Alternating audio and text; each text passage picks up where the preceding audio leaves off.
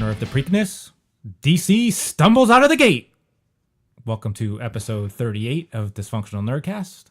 I'm Aaron, of course, the one who hates DC. I'm Josh, who has to put up with his DC hate all the time. So we got a special guest interview today. How exciting.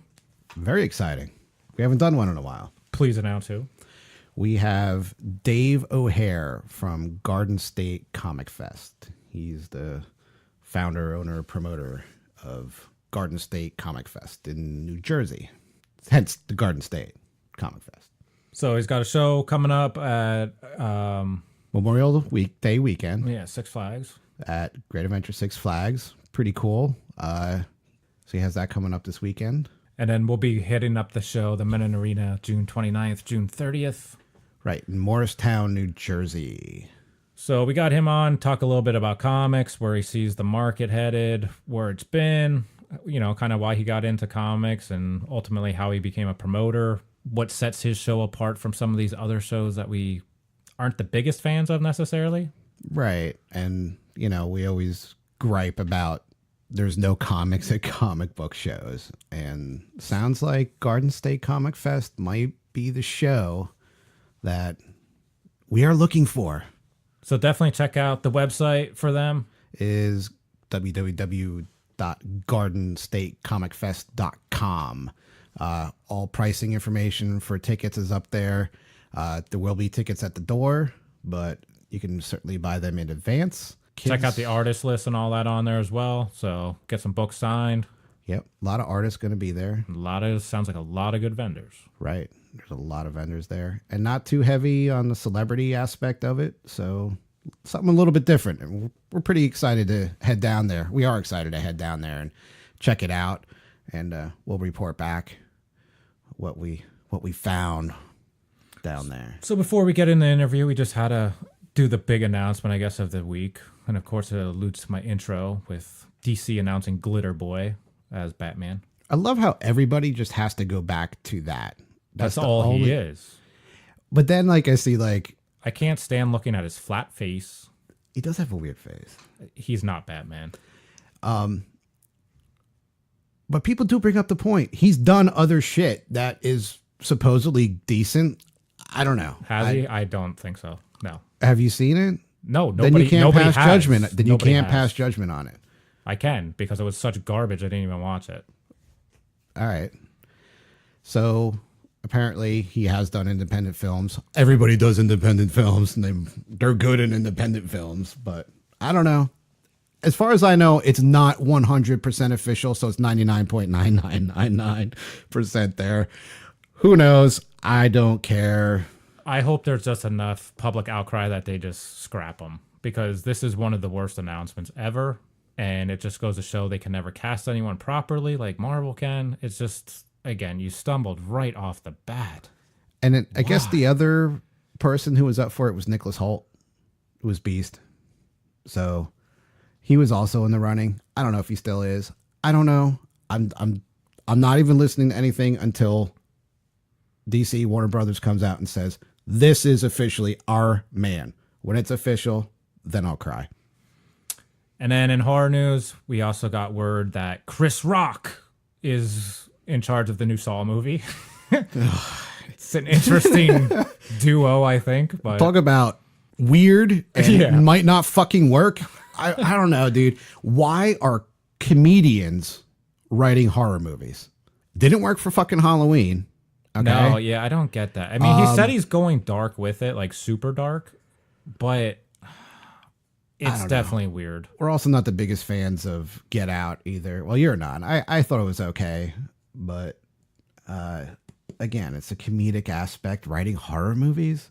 Would you want someone who wrote Sleepaway Camp making a comedy? Well, I mean, it is a comedy. Well, yeah, what are you talking about? I just picture him from Jay and Silent Bob. He's like, "There's a booger flavor coffee.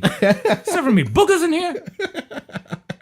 So you sound just like him, by the way. I just picture that might be the best impersonation you've ever done on the podcast. Well, they're all pretty terrible. So, well, no, that was really good. That's what I'm saying. That was good, man. I just picture like Saw, you know, some kind of booger contraption or something. You're gonna jump on boogers. I don't know. We'll see. I'll see it because Well, you gotta.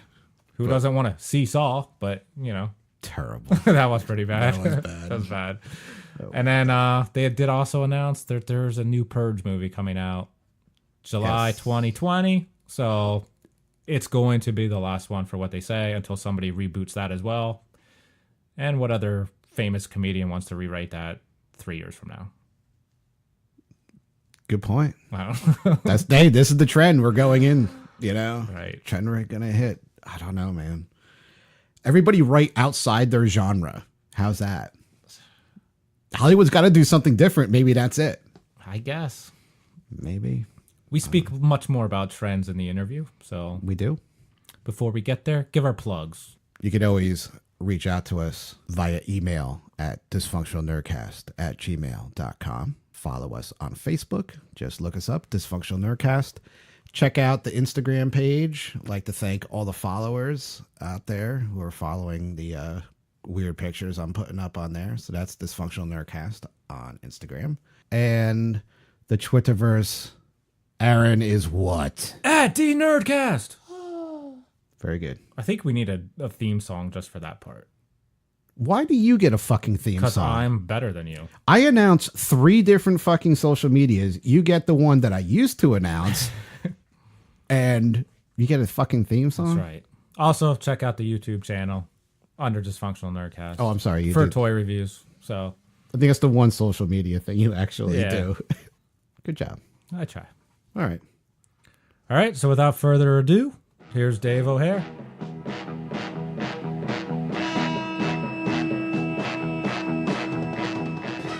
Well, I guess we got to start with the most important comic book question of all time for anybody: Marvel or All right. Marvel or DC? DC all the way. Thank you. And that concludes today's podcast. Yeah, a big DC fan, Okay. actually. What drew you to the DC?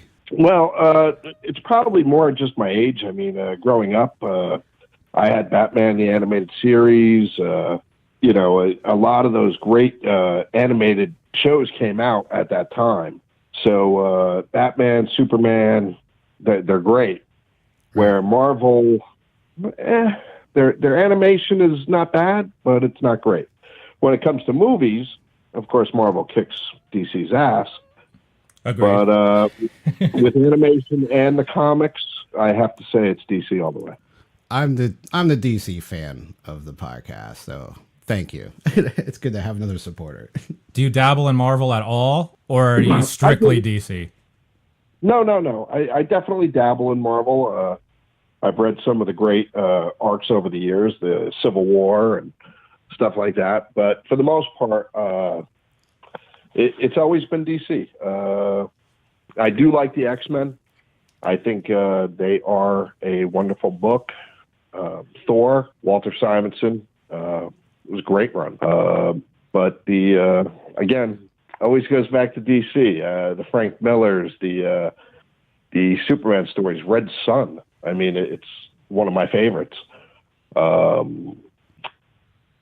Right now, I'm not thinking of it, but the Alex Ross series, Kingdom Come, another great storyline. Blackest Night.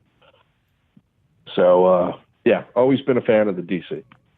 Cool. Cool. Yeah, I consider myself more Marvel, but I think right now I have more DC titles on my pull list. So I definitely read Right, both, okay. But so I know you said you were. Even the art, I think nowadays, the artists, I think a lot more of the DC art over the Marvel art in the new comics. Agreed. I don't know if it's Disney or what it is, but it just seems like Marvel just stopped trying. They put everything towards the movies. Yeah, I think the comics are definitely secondary. It's just like a write-off for them at this point. Right. Yeah. As they try to get their rights back from Universal Studios. So you said you were in the Batman Adventure series, but what got you really into comics? Like, when did you start reading? At what age? Were you like a copper age? You go further back into bronze, silver? Well, no, actually, I started reading. It was in the 80s, or early 80s.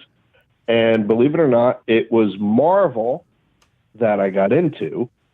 And my favorite book of all time is Marvel, but it's actually G.I. Joe.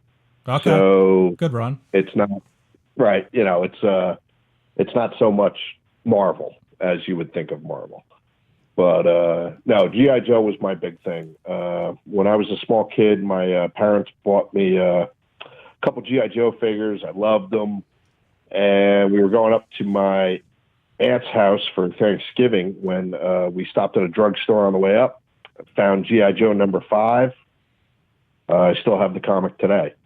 It's and I've read the entire line. Larry Hama, I think, was a god when it came to writing about the military. So you said you started out in the 80s reading, you read the Marvel.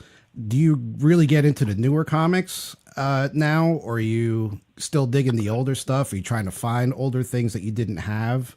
Well, I still do dig the old stuff. I just recently came into possession of a collection where I was able to pick up a Flash 123 and a giant size X-Men. I believe you saw some of it down in Philly. Right. Yeah. You had those. And, some of those books I've kept, like the Flash 123, that's just a real special book to me.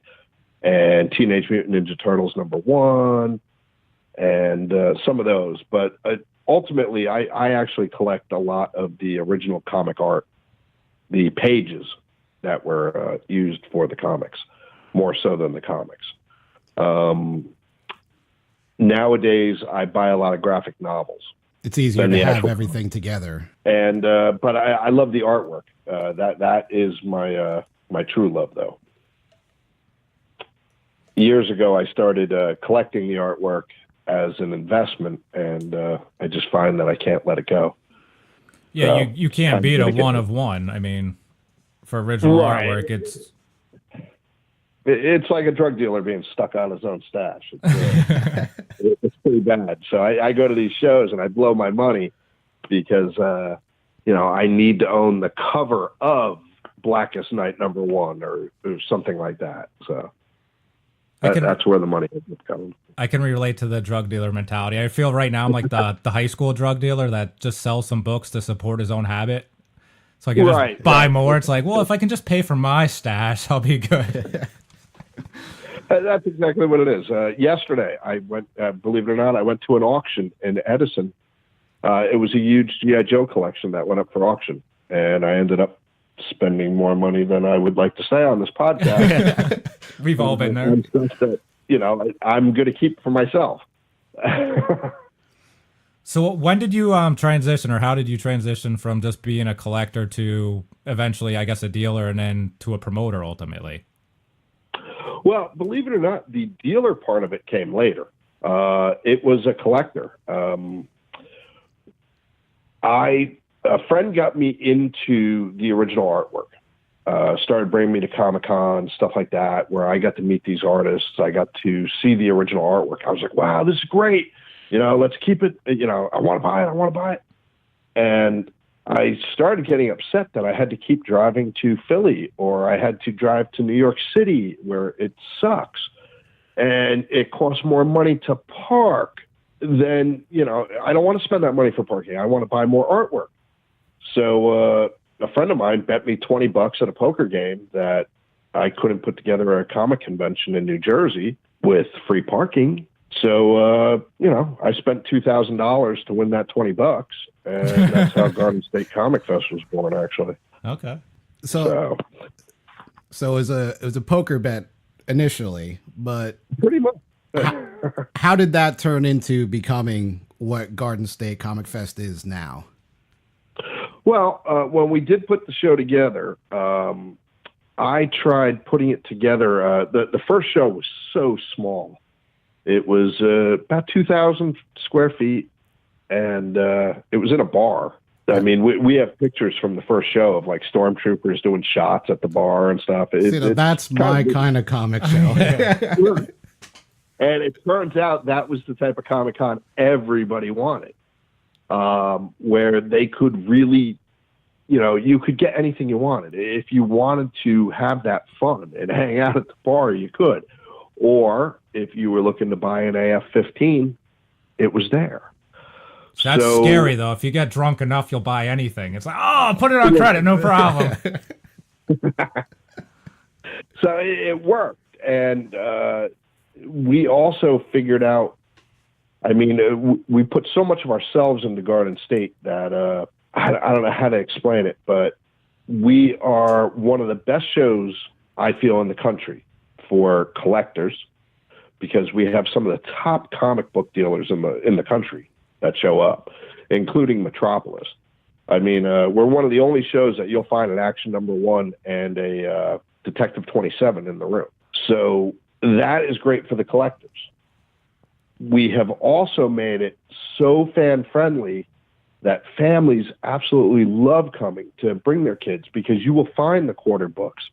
You will find the books that, you know, will get kids into their superheroes to start them off in the right path, almost. And that's wonderful as well. So you mix in a little cosplay, you know, 1 or 2 celebrities, and you end up with Garden State Comic Fest. I saw you got quite a few good artists there as well. We have always been artist focused. Again, my passion was always the artwork. Right. So, you know, there are so many great movies out there and TV shows, but a lot of people seem to forget that if it wasn't for these creators, none of that would exist. So, I mean, yes, you love Flash, you love this stuff when you watch it on TV, but if it wasn't for, you know, the Jack Kirbys, the Stan Lees, the Walter Simonsons, none of this would exist. So we love making sure that they really get a prime focused upfront spot at Garden State. And the fans seem to really like that. So is that really what kind of sets it apart from the other Comic Cons that we see and that we go to? Is like how focused you are more on the art and, you know, the variety that you're able to put out there as far as vendors? I think it is. You know, the artists, the creators, like I said, we make such a focus out of them. Now, we get great cosplay. We do bring in a couple celebrity guests. That's important as well. But to us, it's about the comics, and it's about the artwork and creators, which is, you know, what a Comic Con, in my eyes, should be. There's obviously the collectors, the toys, the stuff like that, but it's a lot of Comic Cons nowadays, I think, are more pop culture events than actual Comic Cons. And seeing, like, I mean, we go to cons of all sizes too, and I think the pop culture con has just run its course to me. And I feel most of the items there, I don't even know if they're pop culture anymore. They're so just off the wall with jewelry and just random things, pillows and notebooks and shot glasses. I just don't even know where the pop culture comes in anymore. It's just sell to anybody who will pay for a booth. So it's very hard to find the books, and it's like like you said, you go to a Comic-Con for comics. Right, and on the business side, I understand that you have to sell booth space,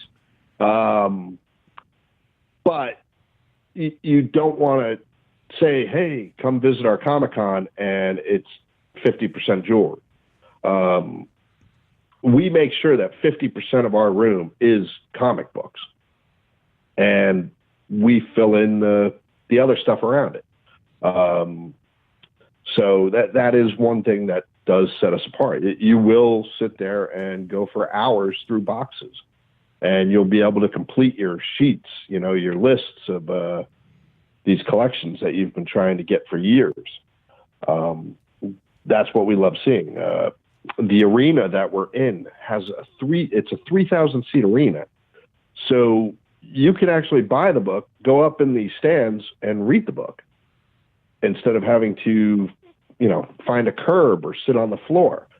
There's 3,000 seats. We love it. Just the way it works out. Yeah, it sounds like a really unique atmosphere for sure.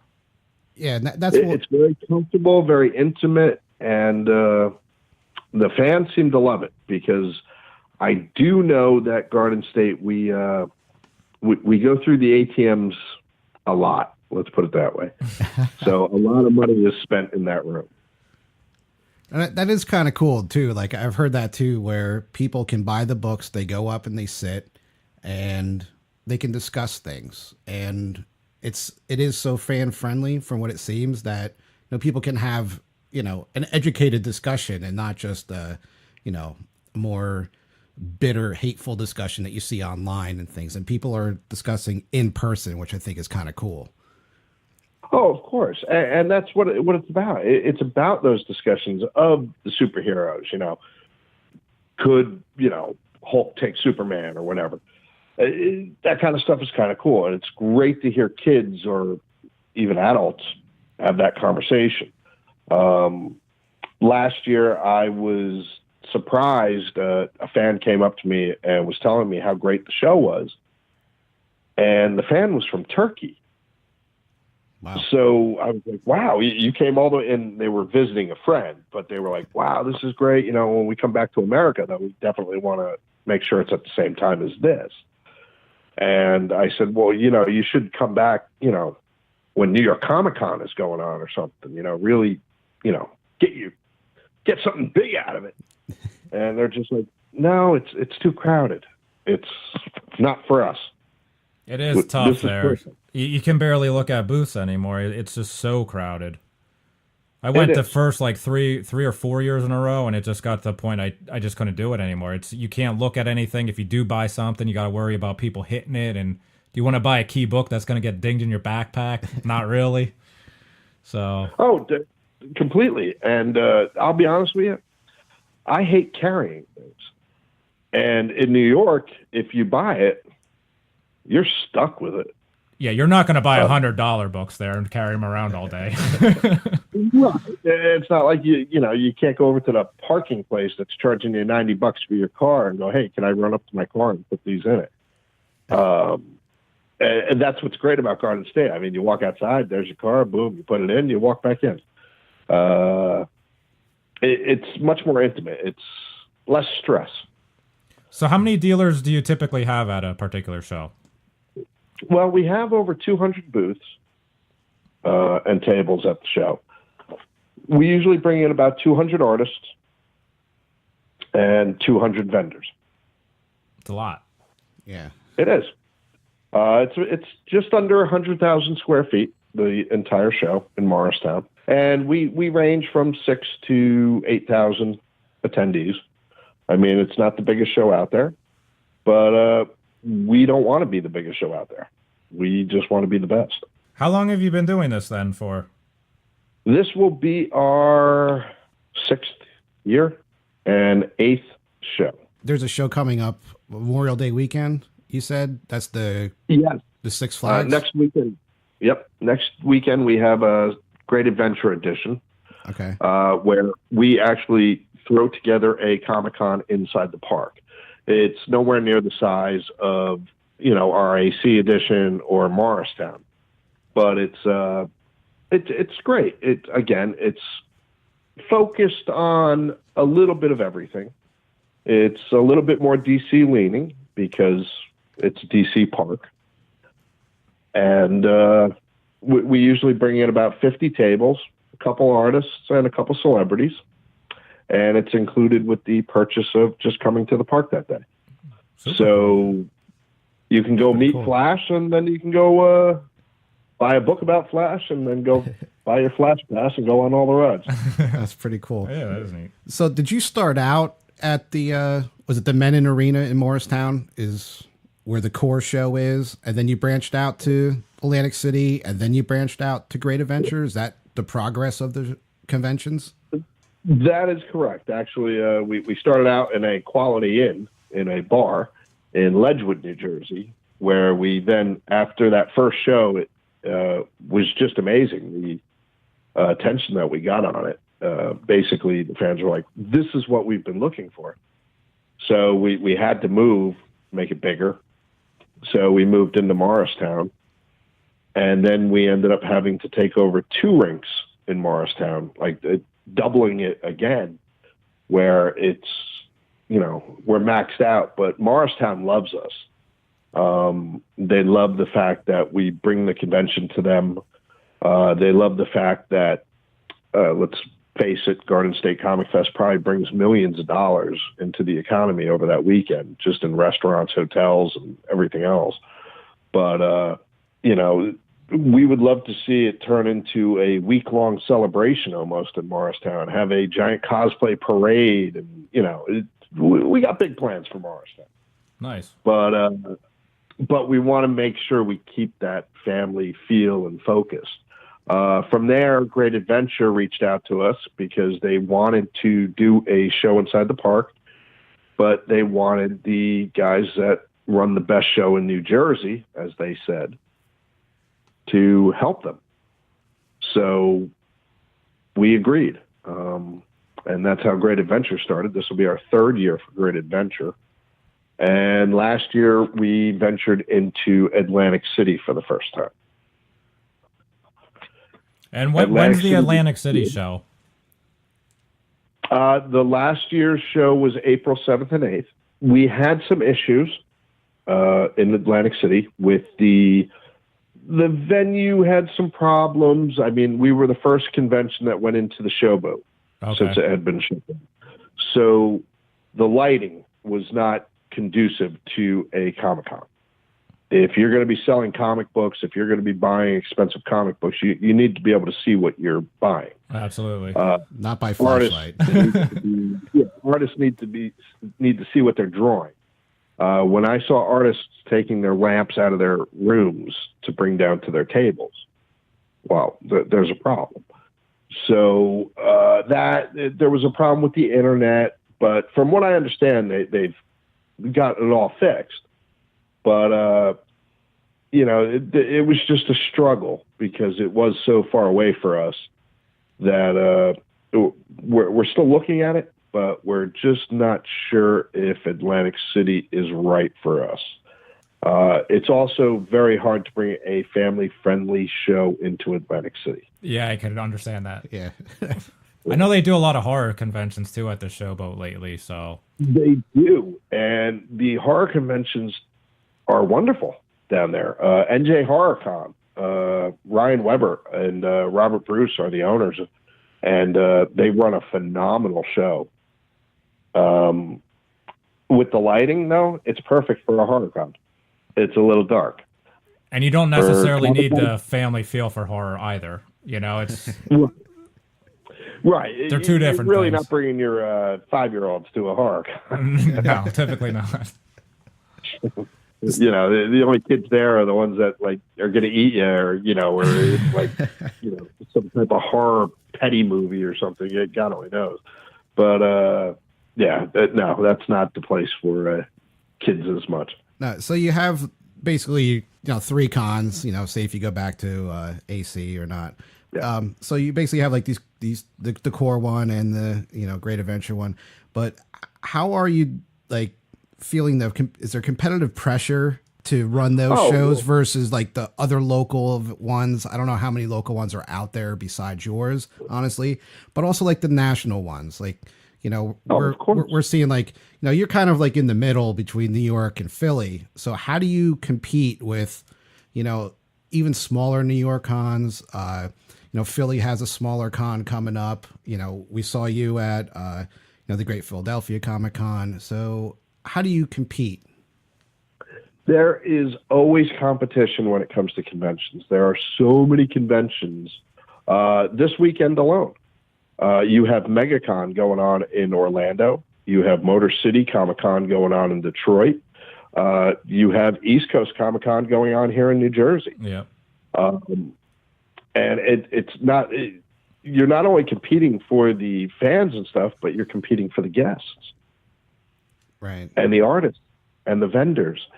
And I think Comic-Cons and stuff started off with such a great boom when these movies started. Like you said, these pop culture events just took over. And what happened now, though, is people are starting to realize, all right, yes, I met Norman Reedus 4 years in a row. How many more times can I go meet him? So you are starting to lose some of the autograph fans, but the comic books themselves, I think that fan base and the new fans will always be there for those. It is tough going up against the bigger your show gets, the more competition, because now you're not just looking at the local shows, but you're looking at, the national shows. We have to make sure we are at least 2 weeks before San Diego Comic-Con, because so many of our vendors and guests actually do San Diego. And if we moved any closer to that, we would lose a lot of them. Right. So you always are watching that. You hope that vendors do very good at your shows. We're fortunate enough that the Morristown event is in the 5th richest county in America. So the vendors seem to do very well, but you are always watching out, and you're watching the competition.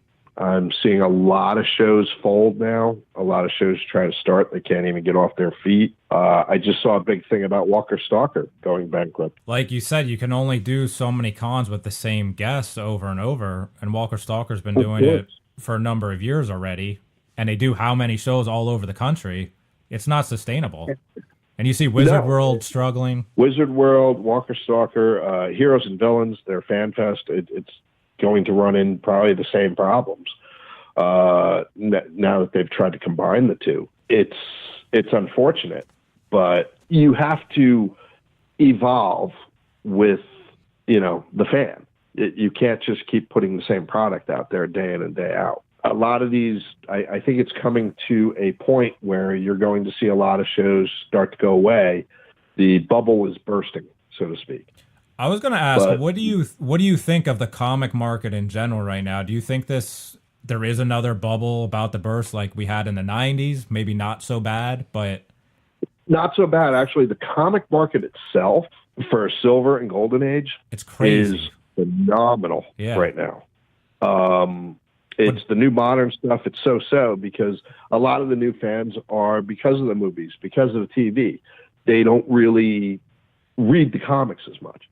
But from the investor standpoint, you can't lose right now investing in comics. It's amazing. And the artwork, that's going up even more. So it's better than Wall Street right now. It is, but do you think that's a sustainable thing where you have like a Werewolf by Night 32 going for thousands, Hulk 181's tens of thousands now? They kind of skyrocketed so fast. Especially 181. What was it, 5 years ago? You could pick it up for about $200-300. Yeah. FF52s, just crazy. So, and I think it will sustain itself, because you have to remember the people that are buying these now are the people that are my age, the 35 to 55 year olds. So their money is still good. It's not the baby boomers. They're already gone. But, that Silver Age market, from when we were kids, they're just going to keep going and going and going. And then eventually the new generation's going to come in, and of course they're going to want those as well. And I think comics are just going to keep going the way they have been, because there's a love there. People love Amazon stock, but do you love Amazon stock? No. It's not fun to look at, that's for sure. Right. You love your Spider-Man. You love your Batman. It's just a different, wow, okay, I can buy 100 shares of this, or should I throw it into a Detective 27? And now I own the first Batman that I could only imagine as a kid. So sentimentality will win over on a lot of these cases. I just worry a little bit with, once we start cashing out in our retirement days, I'm sure a lot of people are going to say, hey, I got to cash out. Will there be enough people going forward? Because current sales are down for both Marvel and DC from what they were previously. So it's like, are there going to be kids that are that interested as much as we were? That's the Well, gamble. that's the key. Marvel and DC, again, $4 for a comic book. It's a lot of money. When I was a kid, it was $1 or 75 cents or 35 cents. They've gone up a lot. Not only that, but if you're going to collect it, guess what? If you want Justice League 28, do you want all of Justice League 28? So now you have to go out and buy 8 covers of Justice League 28. They're flooding the market, and that seems to be a problem. And I'm getting that consensus also from the artists and stuff in the industry. There's just too much out there. Yeah, there's too many store variants as well. In the 90s. Right. Yeah, I agree. It's crazy. I like the old day when you talked, oh, I have a Spider-Man 5. You knew what Spider-Man 5 was. Exactly. Now, which one? What volume do you have? Right. What cover? I know you said you're an X-Men guy. They're just ending that volume they announced this week. So that's another one. It's like Marvel just keeps renumbering yearly almost. Of course. And because, number ones are worth more. So these books are not when DC did it with New 52, some of those New 52 books are worth some good money now. Rebirth, not so much. Yeah. Because, hey, you tried. You had something there and you gave up on it. I haven't read much of Rebirth. I don't know what it's really about. Comic-wise, I haven't really gotten to too many of the arcs or the storylines. But I will say some of the 52s I really enjoyed. Oh, the Batman New 52 is fantastic. Oh, it was. The Justice League wasn't bad. The Red Lanterns was great. Aquaman in New 52, he was a badass. I don't know. It's the companies are always going to be there to make money. That's what a company is, first and foremost. Our way of looking at it is if we can put out a great product and we can make the fans happy, then we'll make money. So we have put the money aspect secondary, which is kind of stupid when you're trying to run a company, but it seems to work for us. So this is why also Garden State, kids 11 and under are free. We're one of the cheapest Comic-Con tickets you're going to find around for what you get for the price. People say, oh, we're much smaller. We're really not. Size-wise, we have the same space. Actually, we take over more space than a lot of these other shows. We crunch it in. But because we're in 2 rooms, it feels smaller. But even if you have another show could have 1,000 booths, if only 10 of them are comics, who really cares? Correct. Right? So if you have 200 booths and most of them are comics, it's more bang for your buck. Yeah, and that's what we run into. And that's what I was talking to you at the Philly Comic-Con, was there weren't too many comic vendors there when you come down to it. No, there weren't. And I don't know if that's I don't think that's a great Philly problem. Meaning Chris Wirtz. I'm good friends with Chris. He's the owner of Great Philadelphia Comic-Con. Mm-hmm. And I'll be honest with you, it's the feel of that show, the electricity that you feel when you're at that show. It's one of my favorites to go to every year. But we ran into the same problem in Atlantic City. South Jersey, near Philly, comics don't sell as well as near New York. Why do you think that? Is it? I don't know. It's the weirdest thing. Wrestlers, autographs sell like hotcakes. Yeah, wrestling's huge in the East Coast for sure. Yeah. I agree. For some reason, New York. When we did, the vendors do great down there, but the comic vendors don't do as well. I spoke to a lot of the vendors at the end of the show, and they were happy, but like Garden State Comic Fest, people come specifically for the comics, so comic vendors are going to do a lot better. I guess it's the audience, it's who you're catering to, but the autographs do a lot better I found down in South Jersey, Philly, that area. And then once you get down to near AwesomeCon, I was just there. I went. okay, and south of that, you're going to pick up a lot more on the comics and the artwork. Near Heroes, North Carolina, for some reason, that's a lot more where cosplay and celebrities is down. And Baltimore is becoming one of the, best known comic book shows. Of course. Yeah. They're huge when it comes to comics. Heroes, Garden State. I've heard people and I've seen things where we're mentioned with them, which makes me feel wonderful. But New York is still, the pop culture aspect of it. Everything, which, New York should be. It's New York. But Philly, for some reason, Keystone, Wizard, I think maybe because that is what it's always been in that area. When you think back to your Wizard World shows and stuff, it was about the autographs. It was about the celebs. I don't recall a lot of comic dealers at those shows. So I think you said it earlier with the movie buzz, creating a big influx into the market. I assume you see that in your numbers as well for attendance, that a lot of these may be generated off of just movies. Of course. And as long as these movies are in the pipeline and they keep coming out, the market's going to keep going forward. And let's put it this way. We just saw the numbers on the new Avengers movie. Pretty crazy. Market's not going anywhere.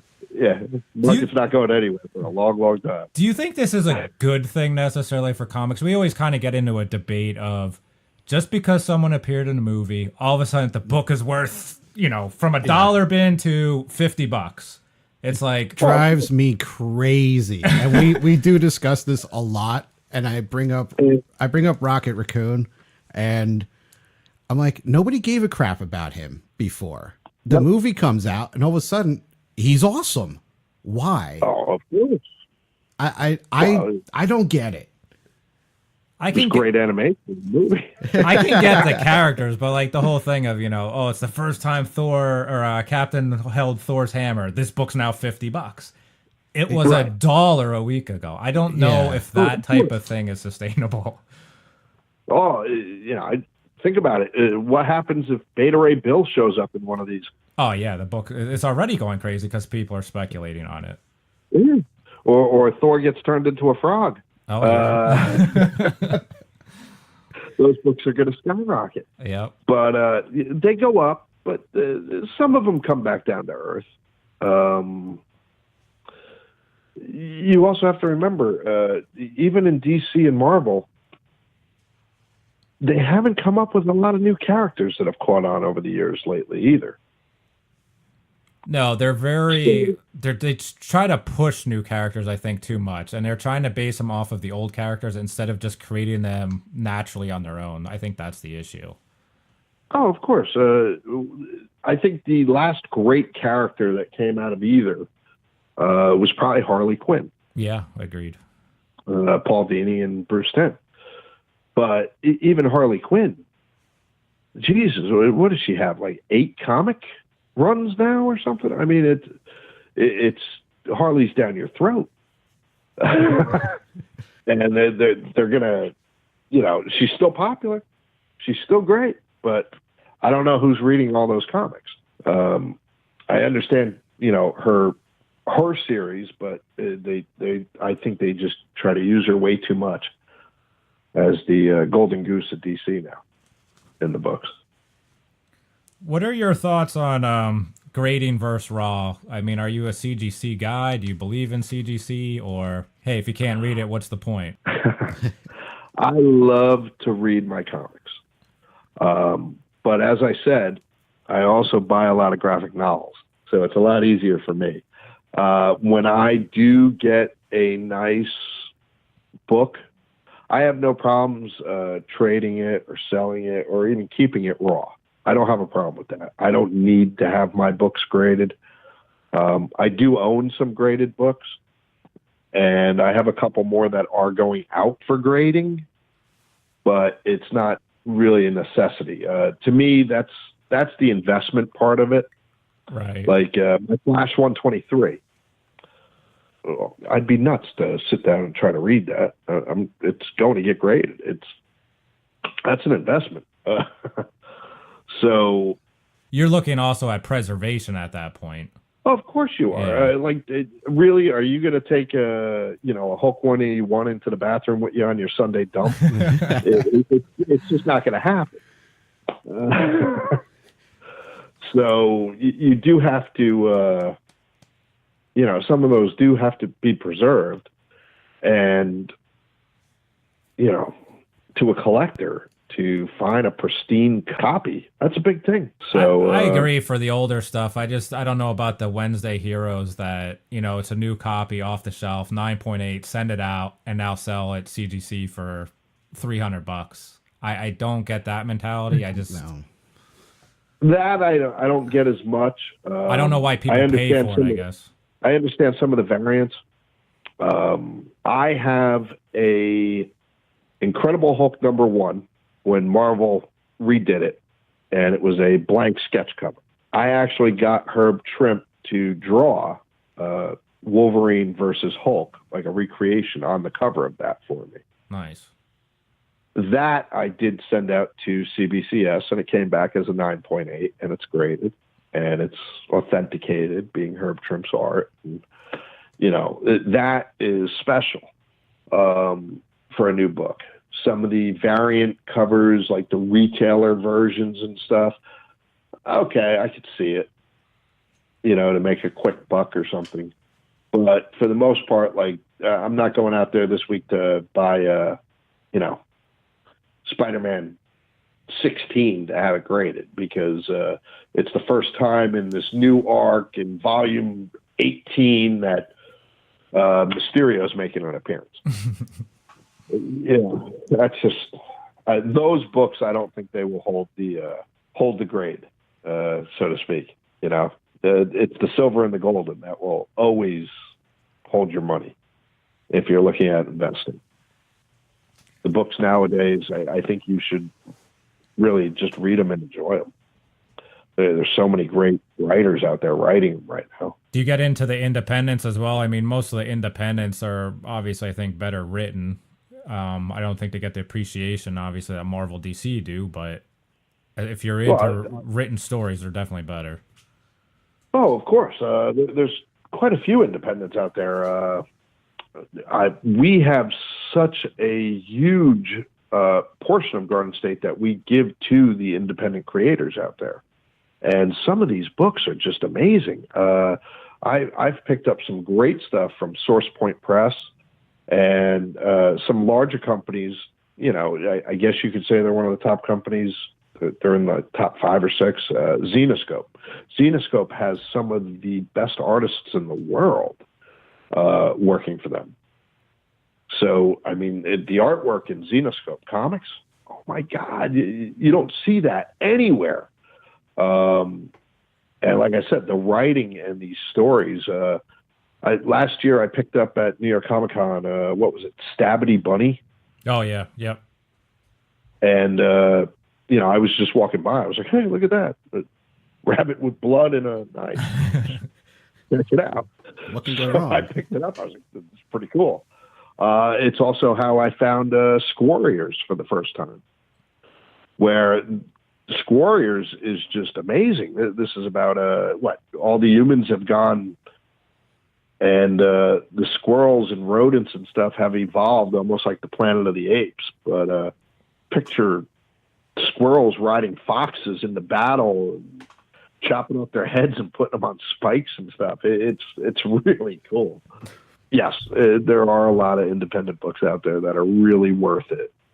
There's a lot that's not, but if you spend the time to go through them, I think everybody can find something they really like. So, any market trends that you're finding out and seeing from the dealers at your shows and shows that you go to that, you're seeing as like the next big thing? Like, you're talking about some of these independents out there. Could one of these independents be the next big thing? Is it going to be DC or Marvel? It's going to be holding them down? Like, what's going to be that breakout? a couple of years ago, I brought Ash Maxo and Ashley Witter into Garden State specifically because of Squarriors. There was only 3 issues out there, and I went, "Oh my God, this could be the next big thing." Squarriors has taken off pretty well, but I don't know. It's so hard to judge the market. I think a lot of it is what's the next movie coming out in the pipeline. Does it always have to be about the next movie, though? Right now, yeah, I think it does. Like, it kind of drives me crazy because I'm just like, oh, because it's so driven by that. But oh, of course, first Phoenix issue. What's that? 100 X-Men. The 101 issue. Yeah, the 101. Yeah. That's going up right now. Yeah. Because you got Dark Phoenix coming. First Mysterio. That's going up right now. Because you're going to have that with Spider-Man. These movies are coming up soon. But yes, I think the movies are dictating a lot of the market trend. But then there is some stuff. Hulk 181, Wolverine. That just keeps going. Yeah, I keep thinking, oh, it's a bad buy-in, it's a bad buy-in time. But then the next month, it's not a bad buy-in time. Because, like you said, it just keeps going. I could have bought in at that book numerous times. I'm like, it's too much. Did you keep kicking yourself for not doing it? Like doubling, tripling my money. I had a giant size X-Men with me down in Great Philly. That's another one. It sold in the last 3 minutes of the show. But to be honest with you, as people were looking at it, they're like, "Oh wow, that's a great book. What's the price on it?" And say I had the price of $1,200 on it. I'd flip it and be like, "Well, right now it's at $1,215." And they're like, "What are you talking about?" I go, "Because it just went up. It just keeps going up." So I go, "Come back in a half hour and you're going to pay me another $5." That's what some of these books are doing. And 181's one of them. Batman Adventures number 12, the first Harley Quinn. You're talking $2,000 for a real high grade. That was a 25-cent book? Yeah. A couple years ago? No one cared. I mean, Deadpool even, a few $100s, but they were dollar books. Of course. But they're going to keep, and though they will hold their value. Deadpool has been great. Harley Quinn, like I said, DC's lost without her right now. Do you think Wonder Woman could help when the next movie comes out? Or is it too long for that? It was such a long haul, hole between these Wonder Woman movies. Yeah. That was amazing what she did in the first one. I mean, the first movie's great. Yeah. And her role even in the Justice League movies. Well, Batman versus Superman and what have you. I mean, Batman versus Superman, she stole the movie. She's going to keep going up. Wonder Woman will always be Wonder Woman. I don't know how good, Donna Troy and the rest of them are going to do.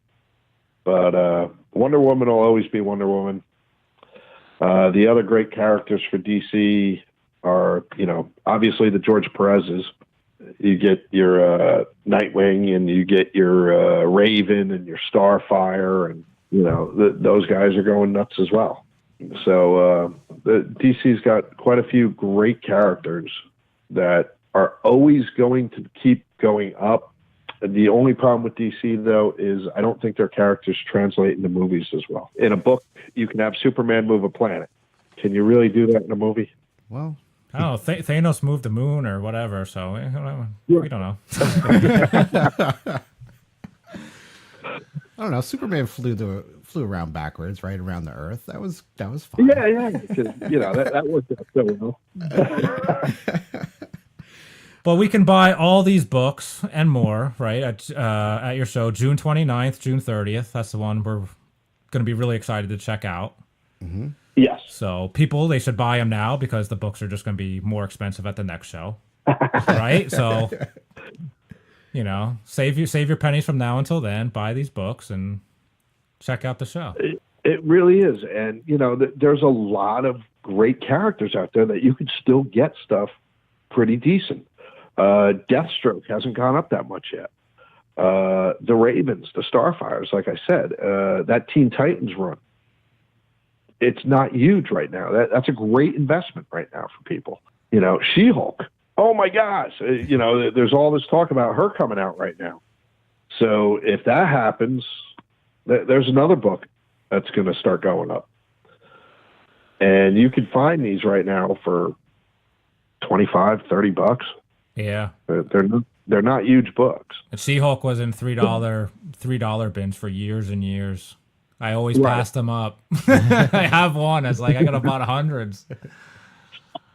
God, if we had the time capsule. Go back. If we knew that. Oh yeah, man. But no, I look forward to the show coming up, and I look forward to you guys, seeing you guys there, and we'll definitely else. stop by, say hello. I'm looking forward to it. Yeah, absolutely. So again, that's what are the dates on your show? June 29th and June 30th at the Mennen Arena in Morristown, New Jersey. Morristown. All right. And it's Garden State Comic Fest, and you can buy tickets right now at gscomicfest.com. Tickets will be available at the door. And you can follow us on Facebook at Garden State Comic Fest, Instagram, GS Comic Fest. And I believe we're on Twitter too. I don't run that, but I think we're there. Follow us, check out the lineup. You're going to find that we really do have a bunch of legends there. And come out and check out the show. It's well worth it, and you won't be disappointed. And if it's your first time and you come out and you think it sucks and it's really bad, come see me, and I'll tell you I'm sorry, but I'm still not going to give you your money back. Because it's a business. But seriously, you will be happy. I will say that. No, it sounds awesome, so we're definitely looking forward to it. Yeah, we're really looking forward to coming down. We'll see you down there that weekend. And all right, great. And that was our interview with Dave O'Hare from Garden State Comic Fest. Pretty cool, man. Pretty cool insight and stuff. I like hearing the different trends that he sees and experiences he's had, going from a small show all the way up to the large show that he does now. I'm just excited because I think we've said on this podcast so many times about I'll go to a show and it's either nothing but like junk or super high end books, and it sounds like he'll have everything in between and both of those. So I like to dig as much as the next guy, but I also like to buy some $50, $100 books, whatever. You want your big boy book. Yeah, I like to go away with one book per show that you're just like, I can remember where I bought that, and like it's my souvenir of going to that con. A lot of the local shows, or even some of the better shows, they just don't even offer that anymore. So I mean, he's saying you could get an Action One there. You could also get a quarter book. So something for everybody, literally. So I'm excited, man. I am too. We'll be heading down there June 29th and check it out. And if you see us, say hi. We can ask you some questions maybe for the podcast, what you think of it, give you a review, what you bought, whatever. Yeah. Check us out. Look for our pictures on Instagram or Facebook. I don't know if my mug is up there too often. Nobody wants to see it, so. You're mean, man. Hey. I'm just gonna put pictures of my face up. That's it. Truth hurts, man. I bought this book today and it's just my face. No, it's all good. So yeah, you see us down there, say hi. We'll be there. And so until next time, look out for that upcoming Batman Bejeweled variant.